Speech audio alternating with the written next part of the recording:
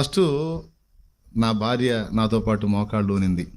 మోకరించకపోతే ఊరుకోను కాబట్టి. మరి నేను ఏది చేస్తే అది చేయాలిగా. అందుకు తర్వాత చిన్నగా మమ్మని దేవునికి కనెక్ట్ చేస్తే మమ్మ కూడా మోకాళ్ళు వేసి ప్రార్థన చేస్తా ఉంటే చిన్నగా దేవుడు ఆయన కార్యాలు ఇంట్లో మొదలు పెట్టాడు. కుటుంబ ప్రార్థన ఎప్పుడైతే స్టార్ట్ అయిందో దేవుడి కార్యాలు ఇంట్లో దేవుడు మొదలు పెట్టాడు. కార్యాలు చూడటం మొదలుపెట్టిన తర్వాత అన్యులం కదా, విగ్రహారాధికులం కదా, మరి విశ్వాసంలోకి రావాలంటే మరి కొన్ని కార్యాలు చూడాలి. ఓకే, అది జరిగినాయి, దేవుడు చేశాడు. సరే, నేను హైదరాబాద్ వెళ్ళిపోయాను. మా అమ్మ మా నాన్న నరసరావుపేటలో ఉన్నారు. వాళ్ళు ఒక చర్చికి వెళ్ళేవాళ్ళు. మా అమ్మ ఇంట్లో అంత గవర్నమెంట్ మా అమ్మదే. మా నాన్న ఏదన్నా సంపాదన తెచ్చి ఆమె చేతికి ఇవ్వటమే కానీ ఆయన ఏం పట్టించుకోడు. ప్రశాంతంగా హాయిగా విశ్రాంతి వీరుడు అనమాట ఆయన. ఏ కొంచెం సందు దొరికినా దేహాన్ని ఏ విధంగా విశ్రాంతిలోకి తీసుకెళ్ళాలో ఆ విధంగా ఎప్పుడు నా సమయమందున అవకాశం దొరికిన ప్రతి తరుణంలోనూ విశ్రాంతికి వెతుకుతూ ఉంటాడు ఆయన. ఇక మానసిక ఒత్తిళ్ళన్నీ మమ్మే పడాల. 4 ఆడపిల్లలు, 2 మగపిల్లలు, 6 సంతానం. ఇక ఆడపిల్లల భద్రత అంతా ఇక మమ్మే పాపం కష్టపడేది, తిప్పలు పడేది. కనపడకుండా చాలా బరువు అమ్మ మోసేది. అయితే ఇప్పుడు అందరం కలిసి దేవుడిని నమ్ముకున్నాం. దానికి ముందు నేనుగా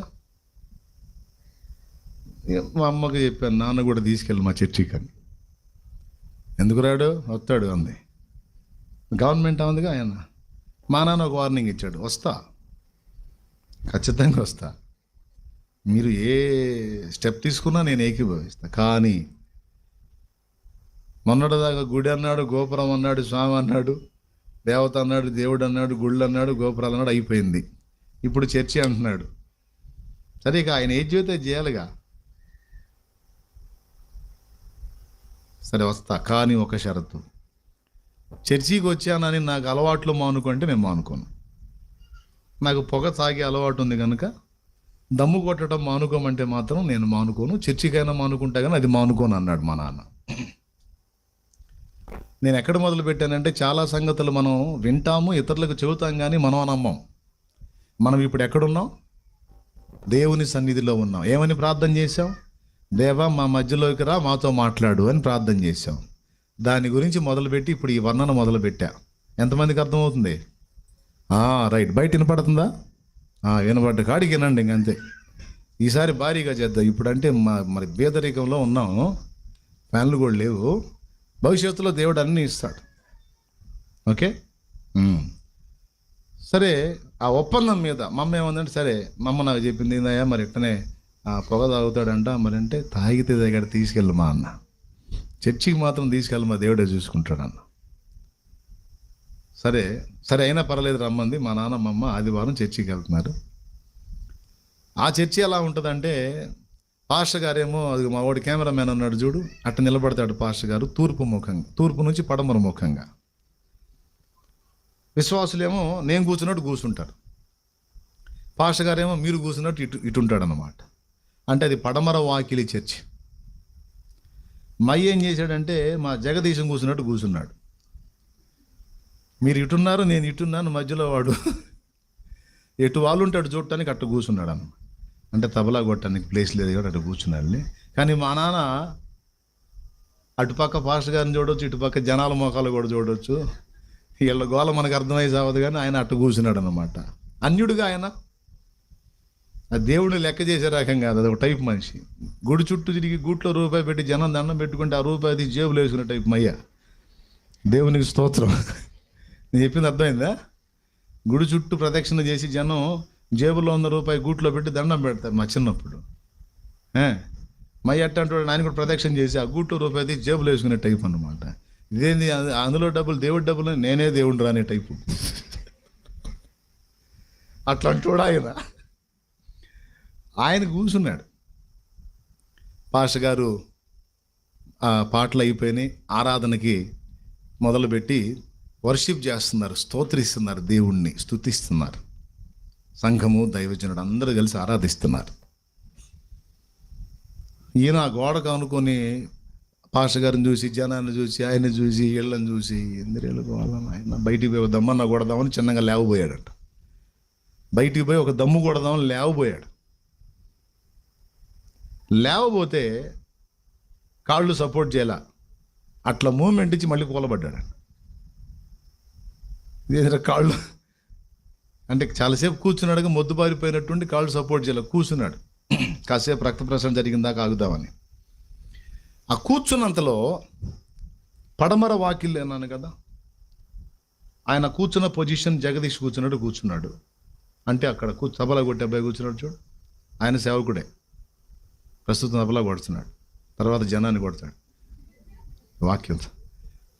అట్లా కూర్చున్నాడు మా నాన్న. మా నాన్నకి దైవజనుడు కనపడుతున్నాడు, కూర్చున్న విశ్వాసులు కనపడుతున్నారు, వాకిలి కూడా కనపడుతుంది. ద్వారం, పెద్ద వాకిలి మందిరానికి, అంటే ఓపెన్ షెడ్ అన్నమాట. ఆయన ఇటు చూస్తే తెల్లటి పక్షి మందిరంలోకి వస్తుందంట. చాలా స్పీడ్గా, వేగంగా తెల్లటి పక్షి దూరంగా వస్తూ ఉంటే ఆయనే చెప్పాడు, నేను అబద్ధం ఆడట్లేదు, ఆయనే చెప్పాడు, ఎవడో వేటగాడు తుపాకీతో కొట్టినట్టున్నాడు కొంగని, దానికి ప్రాణం పోలేదు కానీ దెబ్బ తగిలి ఆ దెబ్బ బిడి తప్పి అది ఎటుపోవాలో అర్థం కాక మందిరంలోకి వస్తున్నట్టుంది అనుకుంటున్నాడట. అంటే లాంగ్ షాట్లో ఎలా కనపడింది అంటే ఒక పెద్ద రెక్కలు సాచిన కొంగలాగా కనపడింది, తెల్లటి పక్షి. రాను వస్తూ ఉంది, అబ్జర్వ్ చేస్తూ ఉన్నాడు. ఇక్కడ స్తుతి ఆరాధన జరుగుతుంది. దగ్గరకు వచ్చేసరికి పక్షి కాదు, పొడవైన చేతులు చాచినటువంటి ఒక వ్యక్తి, ఆజానుబాహుడైన ఒక వ్యక్తి. ఆయన చేతులు ఎంత పెద్దగా ఉన్నాయంటే మందిరానికి ఈ గోడ ఆ గోడ ఉంది కదా, 2 గోడలు తగులుతాయేమో అన్నంత పొడవు ఉన్నాయంట ఆయన చేతులు.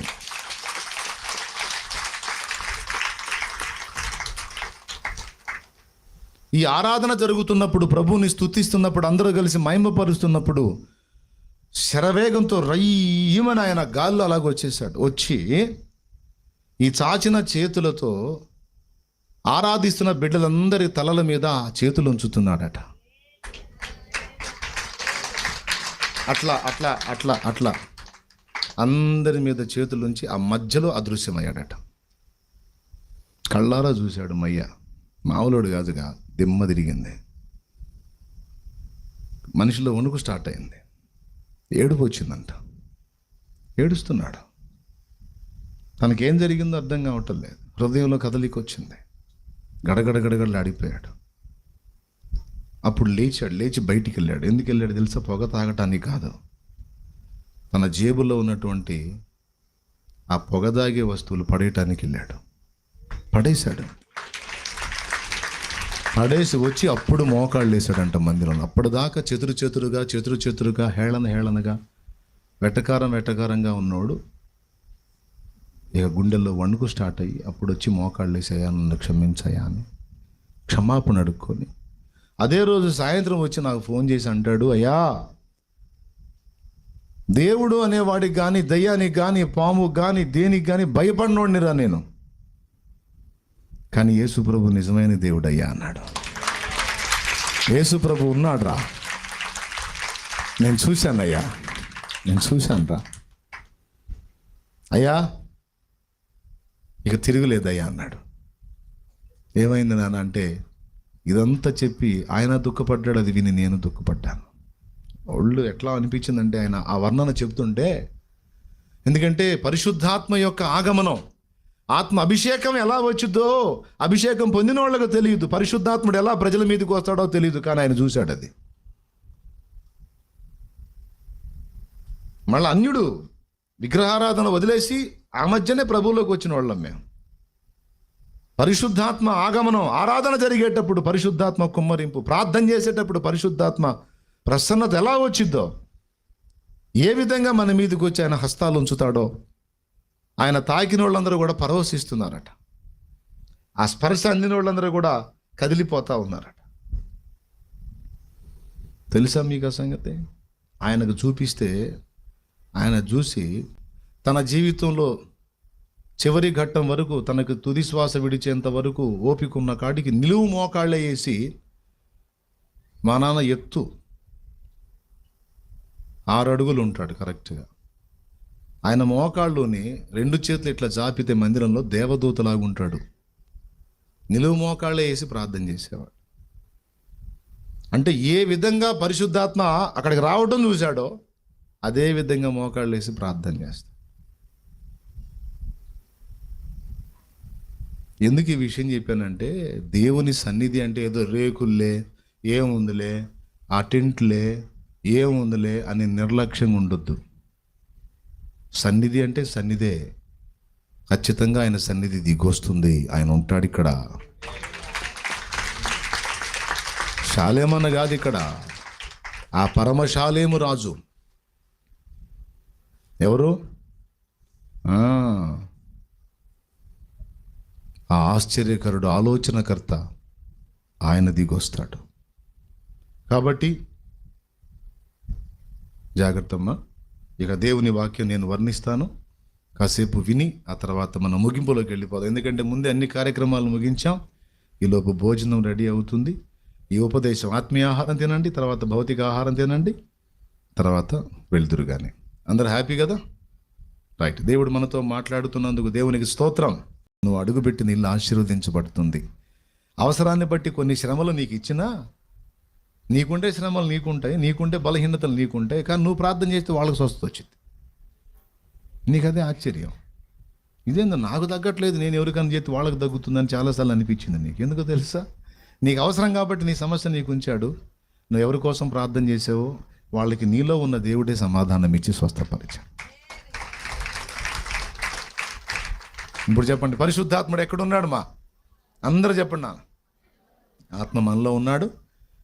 మనం మోకరించిన ప్రతిసారి కూడా ఆయన శక్తిని అడగాలి, ఆయన బలాన్ని అడగాలి. అప్పుడు ఎప్పటికప్పుడు మనకు కావాల్సిన ఆ పవర్ని ఆయన రిలీజ్ చేస్తూ ఉంటాడు మనలోనే ఉండి. బాగుంది. ఇప్పుడు అలా ఆయనలో ఉన్నవాళ్ళు, ఆయన ఆత్మని తనలో కలిగి ఉన్న వాళ్ళ నుంచి ఏమొచ్చిందంట? జీవజల నది ప్రవాహం. ఇక్కడ అన్నాడు, దేవాలయాన్ని గురించి హెజ్కేలుతో మాట్లాడుతూ దాని గడప క్రింద నుంచి ఒక నది ప్రవహిస్తుంది అన్నాడు. ఇప్పుడు అసలు సంగతికి వచ్చాను.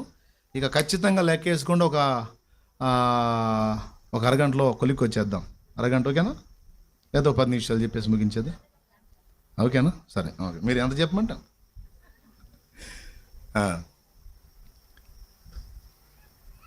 నేను అరగంట అని గంట చెప్పినా సరే అరగంట అనుకోండి, ఓకే? పాయింట్కి వస్తున్నాను. దేవాలయపు గడప క్రింది నుండి నది ప్రవహించింది. అది దేవాలయములో నుంచే వచ్చింది. ఆ నది ప్రవహిస్తుంటూ భక్తుడు చూస్తుండగా చూపించేటువంటి దూత కొలిచాడు. 1000 మూరలు కొలిచాడండి. చూస్తే గడప కింద నుంచి చిన్న ప్రవాహంలాగా మొదలైంది. 1000 మూరలు కొలిచిన తర్వాత చీలమండల లోతు వచ్చిందంటే గిలకల లోతు వచ్చింది. అక్కడి నుంచి మళ్ళీ ఒక 1000 మూరలు కొలిచాడు, మోకాళ్ళ లోతు వచ్చింది నది. అక్కడి నుంచి మళ్ళీ కొలిచాడు, నడుముల లోతు వచ్చింది నది. అక్కడి నుంచి మళ్ళీ కొలవడానికి ఇక అందట్లా. అంటే బయలుదేరిన దగ్గరేమో నేల కచ్చుకొని ఉంది, తర్వాత చీలమండల లోతు, తర్వాత మోకాళ్ళ లోతు, తర్వాత నడుముల లోతు, ఆ తరువాత మునిగిపోయేంత లోతు. చివరికి ఈ దరి నుంచి ఆ దరికి దాటలేనంత పెద్దదైపోయింది ఆ నది. ఆ నదిని గురించి మాట్లాడుతున్నాడు. అది ఎక్కడి నుంచి వచ్చింది? దేవాలయం నుండి వచ్చింది. బాగా వినండి. ఈ నదిని గురించి నేను ఎందుకు చదివించానంటే, ఆ నది ప్రవహించి అరబాలో పడుతుందట. అరబా అనేది ఒక లోయ. ఆ లోయ ఏమిటంటే మృత సముద్రం. ఏం సముద్రం? మృత సముద్రం. ఈ మృత సముద్రాన్ని గురించి 2 మాటలు చెప్తాను మీకు. హెర్మోను పర్వతం మీద నుంచి మంచు కరిగి ఒక నదిలాగా ప్రవహించి గలిలయ సముద్రంలోకి చేరుతుంది నీరు. బాగా వినండి. హెర్మోను మంచు కరిగి గలిలయ సముద్రం అవుతుంది. గలిలయ సరస్సు, సముద్రము అంటారు దాన్ని. స్వచ్ఛమైన నీరు. గలిలయకు నీరు ఎక్కడి నుంచి వస్తుందంటే హెర్మోను పర్వతం మీద నుంచి వస్తుంది. ఆ గలిలయ ఫుల్ అయిన తర్వాత అదనపు నీరు ప్రవహించిద్ది పక్కకి. ఆ ప్రవహించేటువంటి నదే యోర్దాను నది. అర్థమైందా? ఫస్ట్ ఎక్కడి నుంచి స్టార్ట్ అయింది? హెర్మోను పర్వతం మీద నుంచి గలిలయ సరస్సుకు వస్తుంది. అది ఫుల్ అయిన తర్వాత అదనపు జలాలు ఎక్కడికి పోతున్నాయి? యోర్దాను నదిగా మారి ప్రవహించిపోయి అరబాలో కలుస్తుందంటే మృత సముద్రానికి చేరుతుంది. గలిలయ సరస్సులో మంచినీటి నిల్వలు ఉంటాయి. మృత సముద్రంలో విపరీతమైన ఉప్పు. బాగా వినాలి. ఎంత ఉప్పు అంటే ఒకప్పుడు ఆ ఉప్పంతా భూగర్భంలో ఉండేది. సొదొమ గొమొర్రాల మీద దేవుడు ఉగ్రత కుమ్మరించినప్పుడు, సొదొమ గొమొర్రా మనుషుల పాపం విస్తారమైందని దేవుడే వచ్చి దాన్ని నాశనం చేశాడు. మీకు గుర్తుందా? ఎట్లా నాశనం చేశాడు? అదే లోతు భార్య ఉప్పు స్తంభం అయ్యే స్టోరీ ఉంది కదా. ఏం కురిపించాడు? అగ్నియు గంధకములను కురిపించాడు. పైనుంచి కురిసింది అగ్ని గంధకం, మరి లోతు భార్య ఉప్పు స్తంభం ఎట్టయింది? వెనక్కి తిరిగి చూసింది. చూసి ఉప్పు స్తంభం ఎందుకయింది? పప్పు స్తంభం కావచ్చుగా, అవునా? లేకపోతే రాతి బొమ్మ కావచ్చుగా, లేకపోతే ఐస్ బొమ్మ కావచ్చుగా.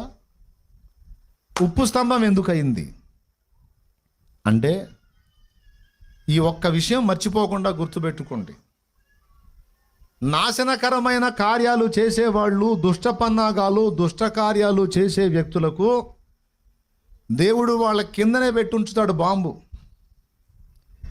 వాళ్ళ కింద బాంబు ఉందన్న సంగతి వాళ్ళకి తెలియదు. మిడిసి పడతా ఉంటారు, ఎగురు పడతా ఉంటారు. ఆగరా, కాస్త ఆగమ్మా, ఆగయ్య అంటే ఆగరు.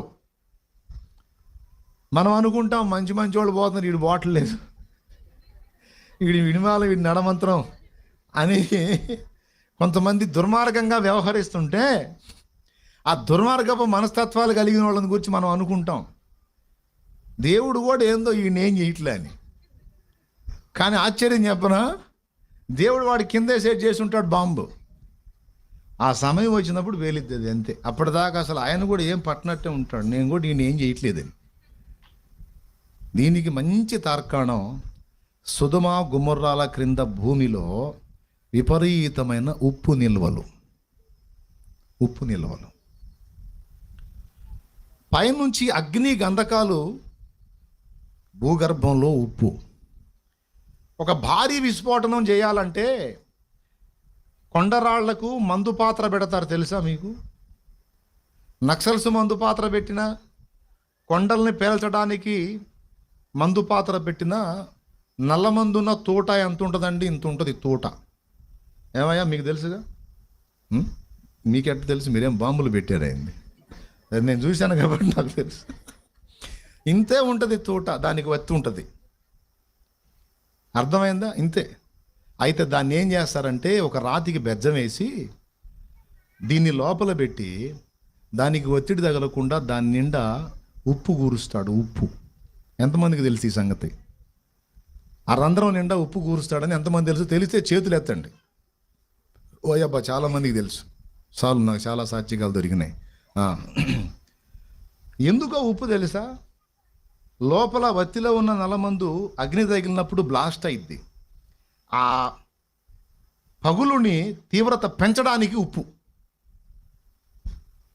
దానిలో నుండి ఉత్పత్తి అయ్యేటువంటి అగ్ని శక్తిని పెంచడానికి ఉప్పు. అర్థమైందా? ఇప్పుడు వీళ్ళని కాల్చడానికి దేవుడు ఫిక్స్ అయ్యి ఉప్పు ముందే రెడీ చేసి పెట్టాడు. కింద ఎక్కడ పెట్టాడు? కాబట్టి నీ మీద మిడిసిపడే వాళ్ళకి ఆల్రెడీ సెట్ చేసే ఉంచాడు. నువ్వేం ఆందోళన పడద్దు, సమయం వచ్చినప్పుడు డామ్ అంటారు. అది విషయం. దేవునికి స్తోత్రం అసలు. ఎందుకంటే మనం ఆయన సొత్తు, ఆయన పిల్లలను అంత తేలిగ్గా వదిలిపెట్టాడు. నిన్ను కదిలిచ్చిన నువ్వన్నా వదిలిపెడతావు, కానీ ఆయన వదిలిపెట్టాడు. పైనుండి అగ్ని గంధకాలు కురిపించినప్పుడు ఆ అగ్ని గంధకాలు భూమి మీద పడి పేలిన ధాటికి భూమిలో ఉండే ప్లేట్స్ ఉంటాయండి. ఆ ప్లేట్స్ కదిలి భూగర్భంలో ఉన్న ఉప్పు పైకి జిమ్మింది. అర్థమైందా? అలాంటి బ్లాస్టింగ్ జరిగిద్ది గనక వెనక్కి చూడొద్దన్నాడు. ఓరు దేవుడు ఓరుతో లోతుతో అన్నాడా లేదా? మరి ఆమె చూడవచ్చా? ఏం చేసింది? చూసేటప్పటికి ఆ రేగిన ఉప్పు వచ్చి కమ్మేసింది మొత్తం. అంటే మీరు భూగర్భం నుంచి 1 కిలో 1/2 కిలో వచ్చింది అనుకోవద్దు ఉప్పు. అది మనం కొంటే వచ్చింది మార్కెట్లో 1 కిలో 1/2 కిలో. భూగర్భంలో పేలుడు సంభవించి ఉప్పు లేచిందంటే కొండలాగా లేచి పడింది. అర్థమైందా? ఆ ఉప్పు ఆ లవణమంతా కూడా చిక్కగా వచ్చేసి అలా కమ్మేసింది ఆమెని. కమ్మినప్పుడు ఒక్కసారిగా అతిపెద్ద స్థాయిలో ఆ లవణం ఆ ఉప్పు అంతా వచ్చి ఆమెని కమ్మేసేసరికి ఉప్పు స్తంభం అయిపోయింది. అది జరిగింది. ఈ ఉప్పు ఆ రోజు బయటకు వచ్చింది. అదంతా కూడా ఎక్కడ పడిందా అంటే మృత సముద్రం అని ఇప్పుడు మనం ఏం చెప్పుకుంటున్నాం అదంతా కూడా ఇది పడింది. పడి హెర్మోను నుంచి గలిలయకి, గలిలయ నుంచి యోర్దాను ద్వారా మృత సముద్రానికి నీరు వెళ్తుంది. కానీ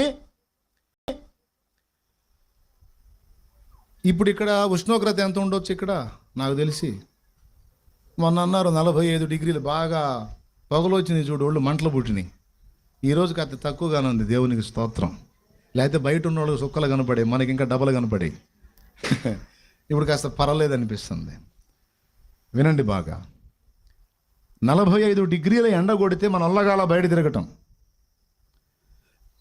ఉప్పు సముద్రం లేదా మృత సముద్రం అని మనం చెప్పుకుంటున్న ఈ సముద్రం మీద మినిమం 40 నుంచి 45 డిగ్రీల ఎండ ఎప్పుడు ఉంటుంది, ఎనీ టైం. అందువల్ల ఈ ప్రవహించిన మంచినీరు అందులోకి పోయినా ఆ మంచినీరు ఎండకు ఆవిరైపోయి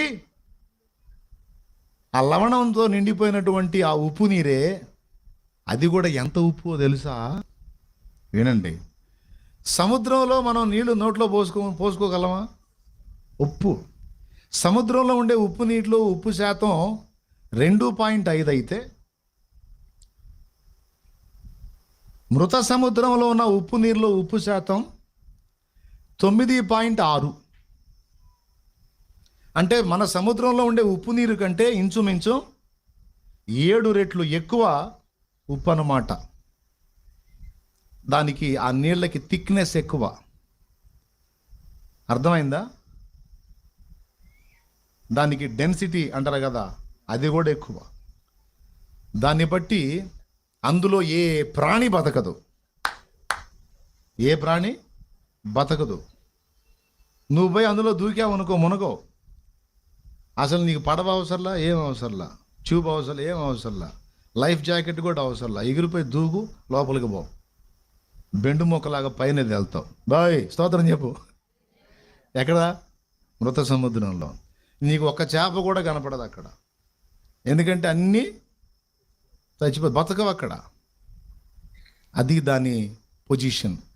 దాన్ని అరవా సముద్రం అని, ఉప్పు సముద్రం అని, మృత సముద్రం అని నానా పేర్లు ఉన్నాయి. బాగా వినాలి. 2 సముద్రాలే. గలిలయ సముద్రం అన్నాడు. గలిలయ సముద్రంలో చేపలు బ్రతుకుతాయి. గలిలయగా పోయారు చేపలు పట్టడానికి, గుర్తుందా? యేసయ్య బోధలు కూడా గలిలయ ఒడ్డునే చేశాడు చాలా వరకు. ఏమండి, లైన్లో ఉన్నారా? అయిపోయిందా మీ పని? ఉన్నారా? అయిపోయిందా? రైట్. 2 సముద్రాలే, ఒకటేమో గలిలయ, ఒకటేమో మృత సముద్రం. కానీ మృత సముద్రం ఏమో ఏ జీవిని బతకనీయదు, అన్నీ చంపేస్తుంది. అందుకని దాని పేరు మృత సముద్రం. వినాలి. కానీ గలిలయ ఉప్పు నిల్వలతో లేదు. వచ్చిన మంచినీరుగానే ఉంటుంది. అనేక మందికి దాహార్తి తీరుస్తుంది. చేపలు బ్రతకడానికి అది ఆధారం అవుతుంది. అనేక మంది మనుషులు బ్రతకడానికి అది ఆధారమైంది. 2 సముద్రాలే. ఒకటేమో చంపేసేది, ఒకటేమో బ్రతికించేది. ఓకేనా? రెంటికి ఒకే నీరు ప్రవహిస్తుంది. ఇది గమనించాలి. ఇప్పుడు ఈ విషయం నేను మీకు ఎందుకు చెప్పానంటే, దేవాలయము గడప క్రింది నుండి ప్రవహించేటువంటి ఈ నది ఏదైతే ఉందో, ఈ నది వెళ్ళి ప్రవహించి ఆ మృత సముద్రంలో కలుస్తుందట. ఇప్పటిదాకా మనం చెప్పుకున్న దాని ప్రకారం ఈ నీరు అక్కడికి పోయి అక్కడున్న ఉప్పుతో కలిసి థిక్నెస్ పెరిగి నీళ్ళే కానీ ఏ జీవి బ్రతకడానికి ఉపయోగపడని స్థితిలో ఉన్న మృత సముద్రం గురించి మనం ఇప్పటిదాకా విన్నాం. కానీ ఇక్కడ యెహెజ్కేలు 47లో చెప్తున్నటువంటిది ఏం తెలుసా? దేవాలయము క్రింది నుండి ప్రవహించే ఈ నది ప్రవహించి ప్రవహించి ప్రవహించి చీలమండల లోతు, మోకాళ్ళ లోతు, నడుముల లోతు అలా ప్రవహించి పోయి అందులో పడుతుంది కదా. అందులో పడ్డప్పుడంట ఆ మృత సముద్రపు నీరు మంచి నీరుగా మారుతుందట. ఇప్పటిదాకా అనేక జీవులకి మృత సముద్రంగా ఉండింది, ఇప్పుడు అనేకులకు జీవమునిచ్చే సముద్రంగా మారిపోద్దట. ఇదొక ప్రవచనాత్మకంగా దేవుడు పలికిన మాట. అక్షరాలా నిజంగా అది జరిగిద్దా భవిష్యత్తులో అంటే చూద్దాం, 1000 ఏళ్ల పాలనలో ఏమైనా జరగవచ్చు. ప్రస్తుతానికి యెహెజ్కేలు గ్రంథంలో దాన్ని ఎందుకు ప్రస్తావించాడంటే దానికి 4 కోణములలో అర్థం చెప్పొచ్చు. ఆ 4 కోణాల్లో అర్థం 4 ముక్కల్లో చెప్పి ముగించకపోతే అప్పుడు అడగండి. మీలో ఎంతమందికి వాక్య ఆసక్తి ఉందండి? వాక్యం అంటే ఇష్టం ఎంతమందికి ఉంది? అంతేనా? వాక్యం వినాలనే ఆసక్తి ఉందా? అర్థం చేసుకునే కెపాసిటీ ఉందా? అట్టయితే అటు ఇటు ఉంటే ఓకే. చెబుతా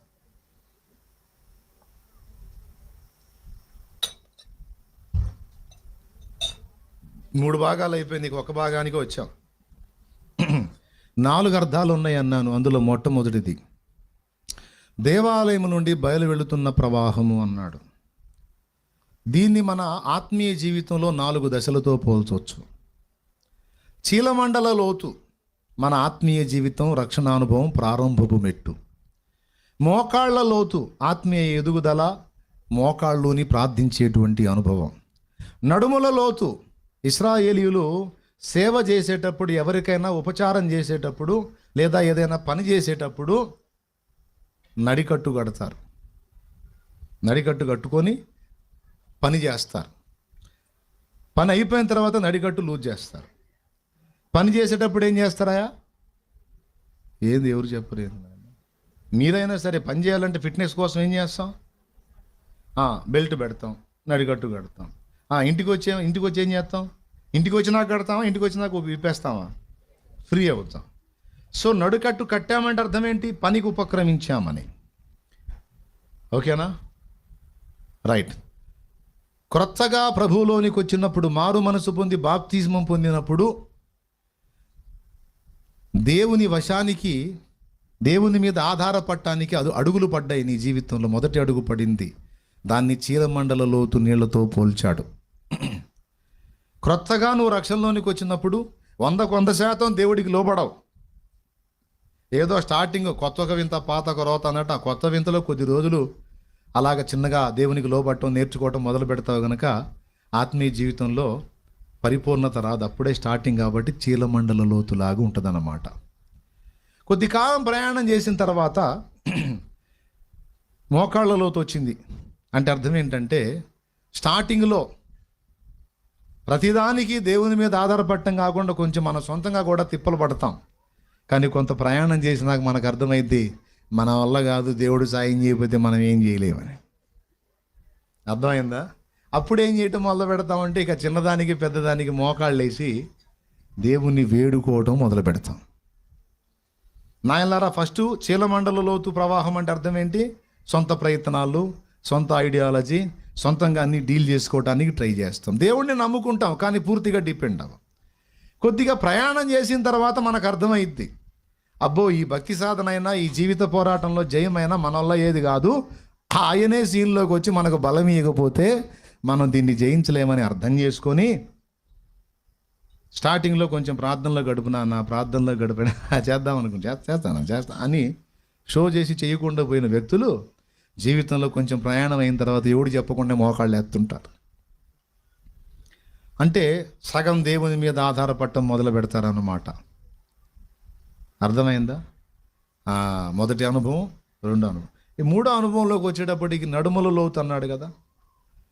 ఎప్పుడైతే మొదట ఆరంభించి తర్వాత మోకాళ్ళ అనుభవంలోనికి వచ్చి ఇక దేవుని కార్యాలు చూస్తూ, దేవునితో నడుస్తూ, దేవునితో మాట్లాడుతూ, దేవుని శక్తి పొందుకుంటూ, దేవుణ్ణి అడుగడుగునా ప్రార్థిస్తూ, దేవుణ్ణి అడుగుతూ తను ఆత్మీయంగా ప్రయాణం చేసి బలము నొందినవాడై చివరికి ఇతరులను కూడా బలపరిచే స్థాయికి సేవలోనికి వచ్చేస్తాడు.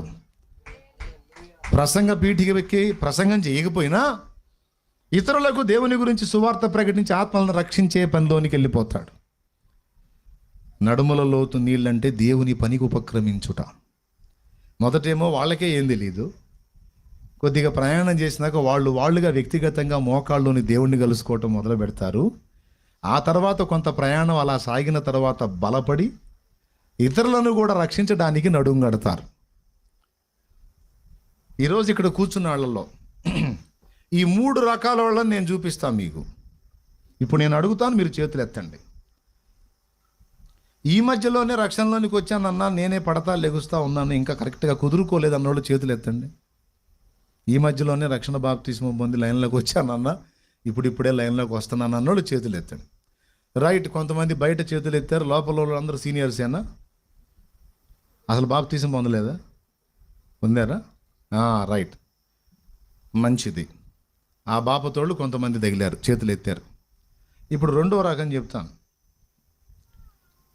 నేను దేవుణ్ణి నమ్ముకున్నాను, వ్యక్తిగతంగా దేవుణ్ణి కూడా కలుసుకుంటాను, ప్రతిరోజు దేవునితో నేను మాట్లాడతాను, నాతో ప్రభు మాట్లాడతాడు, మా ఇద్దరికి ప్రార్థనా జీవితంలో లోతైన అనుబంధం ఉంది అన్నోళ్ళు చేతులు ఎత్తండి.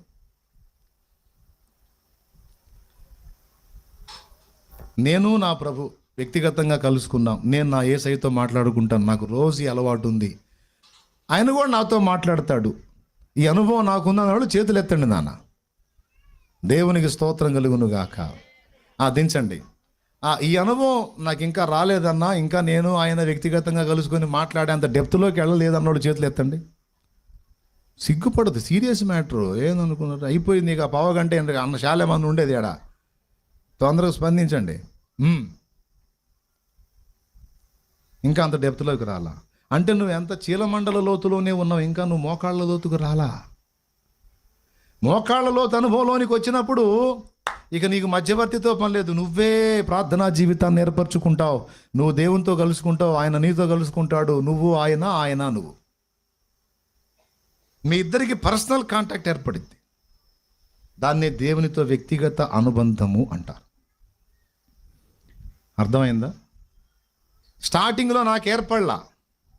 స్టార్టింగ్లో నేను బాప్తిజం అయితే పొందాను, కానీ ఇతరుల మీద ఆధారపడేవాడిని. వెళ్ళి ఆ సిస్టర్స్ వాళ్ళు అని ఆ అన్నోళ్ళు కానీ నన్ను కాస్త నడిపించి మోకాళ్ళు వేసి వాళ్ళు ప్రార్థన చేస్తుంటే వాళ్ళని చూసి మోకాళ్ళు వేయటం, వాళ్ళని చూసి ప్రార్థన చేయటం, వాళ్ళని చూసి బైబిల్ చదవటం, వాళ్ళని చూసి పాటలు పాడటం, వాళ్ళు ఏం పాడితే అది తీసుకొని పాడటం. ఎందుకంటే మనకు తెలియదు యేసుప్రభు పాటలు. అర్థమైందా? ఫస్ట్ స్టార్టింగ్ చీలమండల లోతు అంటే ఇతరులను చూసి దేవుణ్ణి కలుసుకోవడానికి ట్రై చేశాను. మోకాళ్ళ లోతు అంటే ఎవరు నన్ను ఎంకరేజ్ చేసినా చేయకపోయినా నా అంతటా నేనే వెళ్ళి మోకాళ్ళని, ప్రభువా ఇదిగో నీ ఆలకించు, నీ స్వరము వినిపించు ప్రభువా, అయ్యా ఇదిగో నీ దాసుడిని, నీ దాసురాన్ని, ఇదిగో వచ్చాను ప్రభువా అని వ్యక్తిగతంగా దేవునితో అనుబంధం వాళ్ళే ఏర్పరచుకుంటారు. ఇక ఎవడు ఎంకరేజ్ చేసినా చేయకపోయినా వీళ్ళు చల్లారరు. అర్థమైందా? మోకాళ్ళలో అనుభవం అది. ఎప్పుడైతే ఫస్ట్ ఇతరుల మీద ఆధారపడి తిప్పలు పడ్డోళ్ళు, తర్వాత తమంతట తాము వెళ్ళి మోకాళ్ళేసి దేవుణ్ణి కలుసుకోవటం మొదలుపెట్టిన వాళ్ళు ఆత్మీయంగా బలాభివృద్ధి చెంది నడుములేత అనుభవం అంటే ఇక వాళ్ళు ఇతరులను బలపరచడానికి, ఇతరులను రక్షించడానికి తయారవుతారన్నమాట. ఇది 3వ మెట్టు. అర్థమైందా? ఇప్పుడు చెప్పండి. కూర్చున్న వాళ్ళలో నేను చెప్తాను, చేతులు ఎత్తండి. అన్న, నేను బాప్తిస్మం పొందిన దగ్గర నుంచి ఇప్పటిదాకా కనీసం 10 మందిని రక్షణలో నడిపించానన్న వాళ్ళు చేతులు ఎత్తండి. కనీసం 10 ఆత్మల్ని సంపాదించానన్న ప్రభు కొరకు అన్నోళ్ళు చేతులు ఎత్తండి. బయట కొంతమంది, లోపల కొంతమంది ఉన్నారు. అందించండి. అన్న, నేను ఇంతవరకు ఒక 5 ఆత్మల్ని రక్షించాను అన్నోళ్ళు చేతులు ఎత్తండి. లోపల ఉన్నవాళ్ళు ఒక 5 ఆత్మలు అయితే రక్షించాను, రక్షణలో నడిపించాను అన్నాను. రైట్. 2. అన్న, నేను ఒక్కళ్ళని కూడా రక్షించలేదన్నా. ఎందుకు చెప్పటం అబద్ధాలు? నేను ఒక్కళ్ళని కూడా రక్షించలేదన్నా అన్నోళ్ళు చేతులు ఎత్తండి. సరిగా చేతులు ఎత్తాలి. కదిలించండి చేతుల్ని. బయట వాళ్ళు కూడా. ఎందుకో తెలుసా? ఒక్కళ్ళని కూడా మీరు కదిలించండి. మీరు ఇంకా చీలమండల లోతులోనే ఆగిపోయారు. మోకాళ్ళ అనుభవానికి రాలా. మోకాళ్ళ అనుభవంలో దేవుణ్ణి కలుసుకోవటానికి కానీ ఒకళ్ళు కానీ ఉపక్రమిస్తే ఖచ్చితంగా కొంతకాలానికి వాళ్ళ నుంచి ఫలింపు అనేది స్టార్ట్ అయింది. నువ్వు రెండో ప్రశ్నకి చేయెత్తలా, మూడో దానికి చేయెత్తలా. రెండో దానికి చేయెత్తలేదంటే మూడో దానికి అసలు ఎత్తవని నాకు ముందే తెలుసు. ఎందుకంటే మోకాళ్ళ అనుభవం ఉంటే కదా నువ్వు బలపడేది, ఇతరులకు బలం చెప్పేది, ఇతరుల ఆత్మను రక్షించేది. నీకే మోకాళ్ళ అనుభవం లేదు, నువ్వే పైన ఉన్నావు. నిన్నే ఇంకొక ఆమె పిలవాలా, వదిన వస్తావా కోటానికి అనాలా, లేకపోతే నువ్వు బావు, లేకపోతే ఇంటికాడ సెల్ ఫోన్ తీసుకొని రే అనుకుంటా కూర్చుంటాను.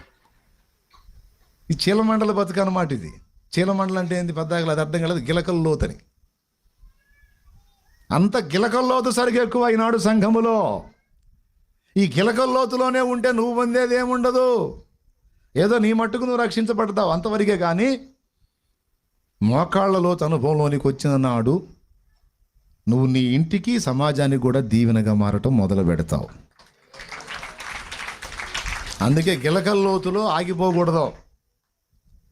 మోకాళ్ళ లోతుకు రావాలి. అక్కడికి వస్తే కానీ నడుము లోతుకి వెళ్ళవు. కొంతమంది చేతులు ఎత్తారు, సిగ్గు అనిపించలా మరి నీకు? ఆత్మని రక్షించిన వాళ్ళు ఎంతమంది? ఒక్క ఆత్మనైనా, ఇద్దరైనా, ముగ్గురైనా నేను రక్షణలో నడిపించాను అన్నోళ్ళు చేతులు ఎత్తండి తల్లి. కొంతమందినైనా రక్షణలోకి నడిపించానన్నా, నేను దేవుని భక్తి సాధన చేసుకుంటూ నలుగురికి సువార్త చెప్పి 4 ఆత్మల్ని రక్షించానయ్యా అన్నోళ్ళు చేతులు ఎత్తండి. దించమల్లా ఎత్తండి, చేతులు ఎత్తే ఉంచండి చెబుతా. రైట్, అలానే నేను దించమన్నప్పుడు దించాలా? వాళ్ళని చూడండి. వాళ్ళని చూసినప్పుడు ఒక ఆత్మ కూడా సువార్త చెప్పి ఒక ఆత్మను కూడా రక్షించిన వాళ్ళకి సిగ్గు కలగాలి. అరే ఇదేంది, నేను చేయెత్తలేకపోయాను అంటే ఒక్కళ్ళు కూడా రక్షించాలా? నేను ఎందుకు రక్షించలేకపోయావు? నువ్వే బలంగా లేవు. అర్థమైందా? నీ మోకాళ్ళు బలహీనమైతే నీ నడుములు కూడా బలహీనమే బిడ్డ. మోకాళ్ళు బలంగా ఉంటే నడుము బలంగా ఉంటే, నడుము బలంగా ఉంటే నువ్వు దేవుని పనిముట్టు అయిపోతావు. నీలో నుండే జీవజల ప్రవాహం బయలువెళ్ళి అనేక మంది దాహం తీరుస్తుంది అన్నాడు ఇక్కడ గ్రంథములో. దేవునికి మహిమ. 3వ మెట్లో ఏం జరుగుతుంది? సేవ జరుగుతుంది. మీ కళ్ళ ముందు మీతో కూర్చున్న వాళ్ళని కొంతమంది చెయ్యెత్తారు, మరి వాళ్ళు ఫలించారు. 10 మందిని, 15 మందిని, 20 మందిని, నలుగురినైనా రక్షించారు. మరి ఆ ఫలం నీ దగ్గర ఏది? ఎందుకని లేదు? అంటే మిస్టేక్ ఉంది నీ దగ్గర. నువ్వు దేవునితో కనెక్ట్ సరిగా కాలా. ఇప్పుడు కనెక్ట్ అవ్వాలి. ఈరోజు గుర్తుపెట్టుకోను. రేపటి రోజున మళ్ళీ ఒకసారి వచ్చి చెయ్యొచ్చు 4 ఆత్మలను రక్షించావంటే అయిందా కార్యం, నా ద్వారా 4 జీవితాలు కట్టబడ్డాయని దమ్ము చేసి చెయ్యెత్తే టైపుగా నువ్వు తయారు కావాలి. చెప్పాలి గట్టిగా. 3. ఇక 4వది దాటలేనంతగా ప్రవహించటము అంటే దాని అర్థం కూడా చెప్తా. దాని అర్థం ఏంటో తెలుసా? గిలకల్లోతైంది, మోకాళ్ళలోతైంది, నడుములోతైంది కదా. 4వ మెట్టు దాటలేనంత నది అంటే ఆత్మ వశులైపోవుట. అది దైవజనుడు, దైవజనురాలి అంతస్తు. నడుముల లోతంటే కొంతమంది జీవితాలు వెలిగిస్తారు. వాళ్ళు కొన్ని జీవితాలకే వెలుగు. వాళ్ళ జీవితంలో కొంతవరకే వాడబడటం. కానీ నదిలాగా ప్రవహిస్తుంది, ఇక దాటలేకుండా అయిపోయిందంటే అర్థం ఏంటంటే ఇక వీళ్ళు వాళ్ళ వశంలో ఉండరు. ఇక వాళ్ళని వాళ్ళు నడిపించుకోరు. గిలకల్లోతుంటే మనం నడుస్తాం. చెప్పండి, అవునా కాదా? మోకాళ్ళలోతుంటే మనమే దాటుతాం. చెప్పండి, నడుముల్లోతుంటే మనమే దాటుతాం నదిని. తల కంటే మించి ప్రవహిస్తే ఇప్పుడు నదిని మనం శాసిస్తామా, నదే మనల్ని తీసుకెళ్ళిద్దా? అబ్బా, అద్దుగది 4వ అనుభవం. ఇక నది ఇక ఆత్మ నడిపింపులోకి వెళ్ళిపోతారు. ఇక వాళ్ళు ఇష్టం వచ్చినట్టు బతకడానికి, వాళ్ళు ఇష్టం వచ్చినవి చేసుకోవడానికి, వాళ్ళ ఇష్టాలు తీర్చుకోవడానికి వాళ్ళు కోరుకోరు. ఇక ఆత్మవశులైపోతారు. నీ చిత్తము చొప్పున నన్ను నడిపించు ప్రభువా. ఇదిగో నీ చేతుల్లో ఉన్నానని. ఇక ఆ ప్రవాహం ఎటు ప్రవహిస్తే అటు ఈ వ్యక్తి వెళ్ళిపోతాడు అన్నమాట. ఆ ప్రవాహంలోనే ఫిలిప్పు సమరయలో పరిచర్య చేస్తుంటే ఆత్మ, ఫిలిప్పు నీవు లేచి యెరూషలేము నుండి గాజాకు వెళ్ళే మార్గాన్ని కలుసుకోమంటే అప్పుడప్పుడు నడుం కట్టుకొని బయటకు వస్తే ఆత్మ తీసుకొని పోయాడు. ఆత్మ వశులైపోతారు. ఇక వాళ్ళ సొంత ఇష్టాలు, కోరికలు, ఇక వాళ్ళని వాళ్ళు నడిపించుకోవటం అనేది ఆపేస్తారు. వాళ్ళని వాళ్ళు నడిపించుకోవటం అనే మెట్టు ఆపేసి పూర్తిగా దేవుని నడిపింపులోకి వెళ్ళిపోతారు. అది పరాకాష్ఠ అంతస్తు. ఏమన్నా దీన్ని రీచ్ అయ్యే కెపాసిటీ మీకుందా? ఇప్పుడు నేను చెప్పిన పాయింట్ మళ్ళీ ఒకసారి చెబుతా. గిలకల్లోతు నీళ్లుంటే నీ కాళ్ళే నిన్ను నడిపిస్తాయి. అవునా కాదా? బయట ఉన్నోళ్ళు స్పందించండి. అవునా కాదా? మోకాళ్ళ లోతు నీళ్లుంటే నీ కాళ్ళే నిన్ను నడిపిస్తాయి. నడుము లోతు నీళ్లున్నా కూడా నీ కాళ్ళే నిన్ను, తలకు మించి నీళ్లుంటే ఇక నీ కాళ్ళు ఏళ్ళు నడిపించడం కాదు, ఆ నదే నిన్ను నడిపించిద్ది. ఆ మెట్టుకెళ్ళిన వాళ్ళే దైవజనులు, దైవజనురాళ్ళు. అది అందులోకి వెళ్ళి కూడా కొంతమంది మళ్ళా తమను తాము కొన్ని విషయాలను నడిపించుకుంటారు. అది కూడా ఆపేసి పూర్తిగా ఆత్మ వశులైన నాడు మనం ఊహించనంత ఫలింపు ఉంటుంది. అర్థమైందా? అలా ఏ కోశాన్న కూడా తమ ఇష్టం లేకుండా పూర్తిగా 100% ఆ నది ప్రవాహానికి తమను తాము అప్పజెప్పుకొని నది ఎటు వెళితే అటు కొట్టుకుపోయేటట్టుగా మనల్ని మనం అప్పగించుకున్న అంతస్తు ఎలాంటిదంటే పౌలు, కేఫా, యాకోబు, యేసయ్య, ఏలియా, ఎలీషా, ప్రవక్తలు, వాళ్ళ అనుభవం అంతా కూడా అది. ఓబద్య అంటాడు. ఓబద్య అహాబురాజు పరిపాలనలో ఓబద్య అనే ఆయన మంచి భక్తిపరుడు అహాబు దగ్గర ఉంటాడు. ఏలియాని వెతుకుతా తిరుగుతాడు ఈ అహాబ్ అనేవాడు. ఎందుకంటే ఏలియా శాపం పెట్టాడు, వాన పడట్లేదని. చివరికి సమయం వచ్చినప్పుడు ఏలియా ఓబద్యాన్ని ఎదుర్కొంటాడు. ఎదుర్కొని పోయి మీ వాడికి చెప్పు, నేను మీ వాడిని ఎదుర్కొంటానని, మీ అహాబుని అంటాడు. నేను ఇక్కడే ఉంటాను రమ్మని చెప్పు అంటాడు. అప్పుడు ఓబద్య అంటాడు, భలే మాట, అండర్లైన్ చేసుకోవాలి బైబిల్లో ఆ మాట. అయ్యా, నేను ఇక్కడనే ఉందును, నీవు వెళ్ళి రాజును పిలుచుకొని రమ్మని చెప్పుచున్నావే. నేను వెళ్ళి అతనిని పిలుచుకొచ్చున్నంతలో యెహోవా ఆత్మ నిన్ను ఎక్కడికి కొంచుపోవునో నాకు తెలియదు కదా. నువ్వు ఇక్కడే ఉంటాను పోయి రమ్మన్నావు, ఇక్కడ ఉండటం నీ వశం కాదని నాకు తెలుసు. ఎందుకంటే నువ్వు నీ వశంలో ఉండేవాడివి కాదు, నువ్వు ఆత్మవశములో ఉండేవాడివి. బా, ఏం మెట్టది, ఏం అంతస్తుంది. అది సాధన చేయాల్సింది. అందుకే చాలామందికి డేట్ ఇవ్వు అంటే నేను అదే చెబుతాను, నా డేట్ నా వశంలో లేదు నాయన. నేను ఎప్పుడు ఎటు తిరుగుతానో ఎటు పోతానో నాకే తెలియదు, దేవుడు ఎటు తీసుకెళ్తే అటు పోతాను. మనోళ్ళు అన్నారు, కాస్త చల్లగా ఉన్నప్పుడు వదిలిపెట్టి ఇంతలా ఎండల్లో ప్రతిష్ట లేదన్న. నాకు అర్థం కాదు. మరి ఆత్మ నన్ను అట్లా నడిపించాడు, నేనేం చేసేది? దేవునికి స్తోత్రం. ఈ చెవులో కాదు, ఆ చెవులో దోలుతుండే చెమటలతో ఒళ్ళంతా తడిసిపోతుండే, ఇప్పుడు ప్రతిష్ట లేదన్న అంటే నన్ను నడిపించాడు అట్లా. ఇప్పుడు ఆత్మ నడిపించినట్ట లేకపోతే మీరు చెప్పినట్ట? అంతే. మధ్యరాత్రిలో లేచి పదరాన్న వెళ్ళాల్సిందే. అట్ట కూడా జరిగింది. అట్లా ఆత్మ నడిపింపు కిందికి వెళ్ళిపోయి ఆత్మ ఎటు నుంచి మాట్లాడుతున్నాడో, ఎవరి నుంచి మాట్లాడుతున్నాడో, ఏ సమయంలో ఎలాంటి సంకేతాలు ఇస్తున్నాడో వాటన్నిటిని గుర్తుపట్టి ఆ విధమైన నడిపింపును సాధన చేయుట ఏ పరాకాష్ఠ.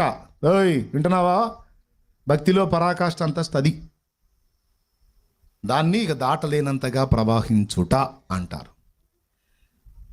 మోకాళ్ళ కొలత సరిపోదయ్యా, పాదాల కొలత సరికాదయ్యా. మోకాళ్ళ కొలత సరిపోదయ్యా, పాదాల కొలత సరికాదయ్యా.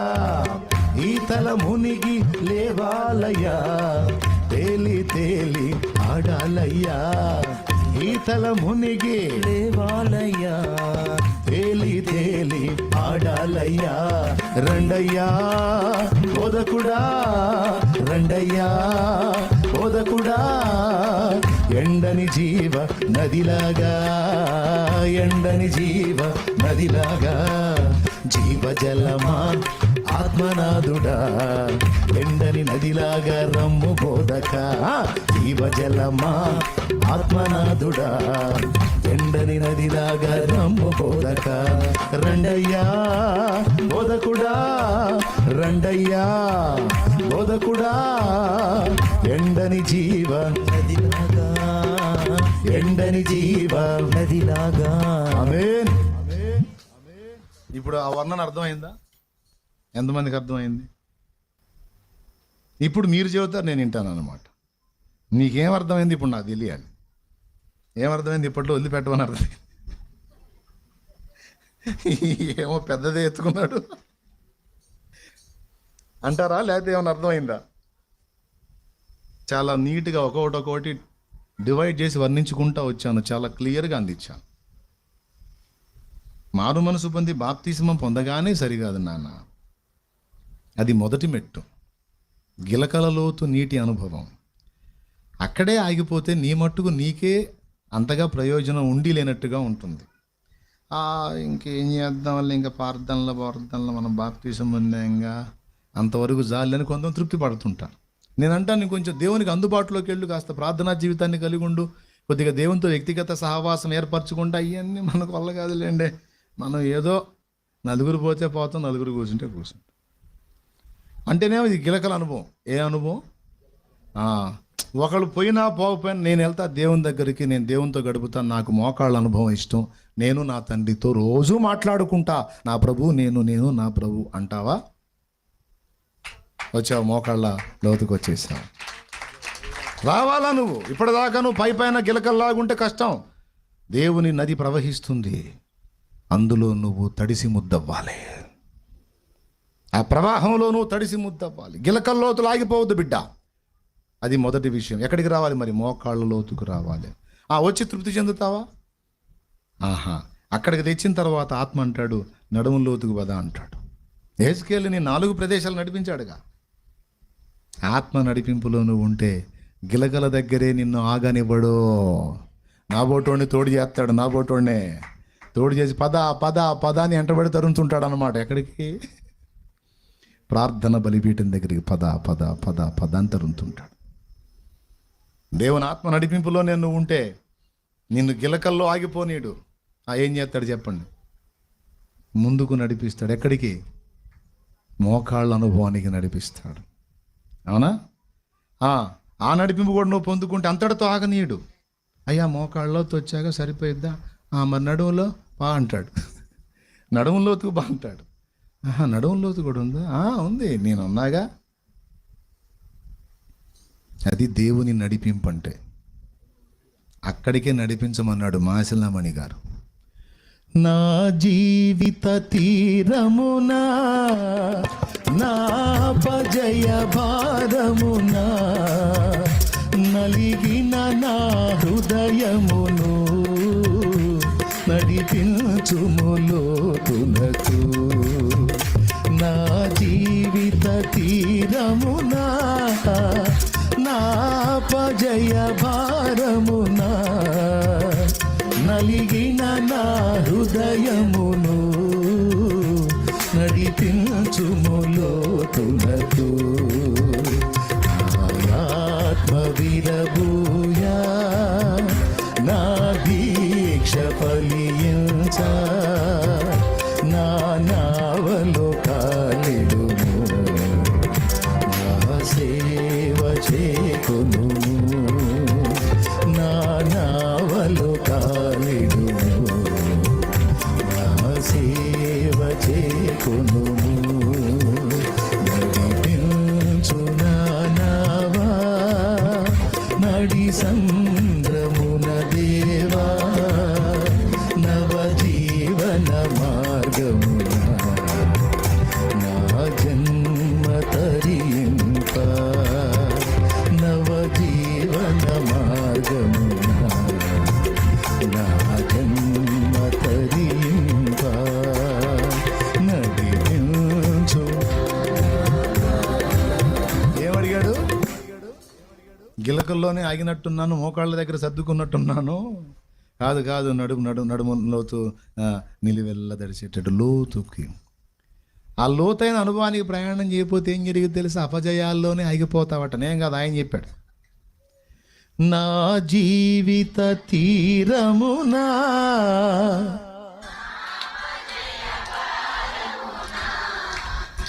నలిగిన నా హృదయమును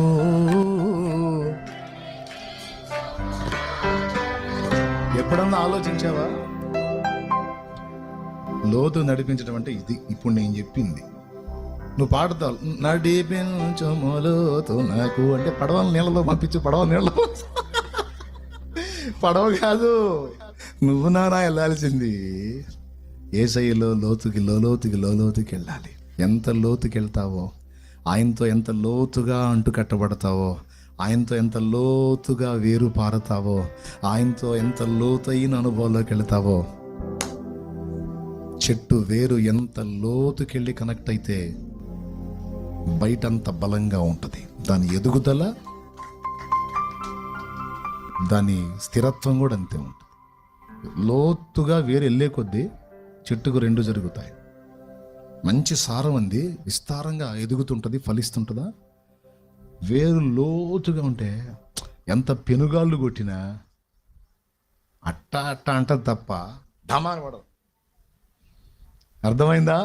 అది ఊగుతా ఏంది గాలి, ఏంది నేను పడేస్తా, అంత సీన్ లేదమ్మా. ఇక్కడ లోతుగా ఉన్నాం. యేసయ్యతో లోతైన అనుబంధాన్ని అలా ఏర్పాటు చేసుకుంటే శోధనలు, వేదనలు, దుఃఖాలు, కష్టాలు, కన్నీళ్ళు, ఎన్ని పెనుగాలులు, ఎన్ని తుఫాన్లు ఈడ్చినా కదలవు. నా జీవిత పాటలు ఎక్కువ అవుతున్నట్టు ఉన్నాయి కదా, ఆపేద్దాంలే. ఇది తెలుసుగా మీకు, ఇంక అదే పాట అదే. నా జీవిత యాత్రలో ఎన్నో తుఫానులు, నా జీవిత యాత్రలో ఎన్నో తుఫానులు, అయినా నా యేసు నా పక్షమయ్యుండగా, అయినా నా యేసు నా పక్షమయ్యుండగా, తుఫాను నడచి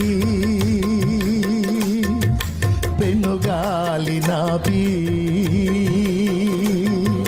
తుఫాను నడచి పెనుగాలి నాపి నడిపించును నా యేసయ్యా. నా విశ్వాస ఓడయాత్ర కొనసాగుచున్నది, నా విశ్వాస ఓడయాత్ర కొనసాగుతున్నది. కొనసాగించే యేసు నాకు తోడుండగా, కొనసాగించే యేసు నాకు తోడుండగా,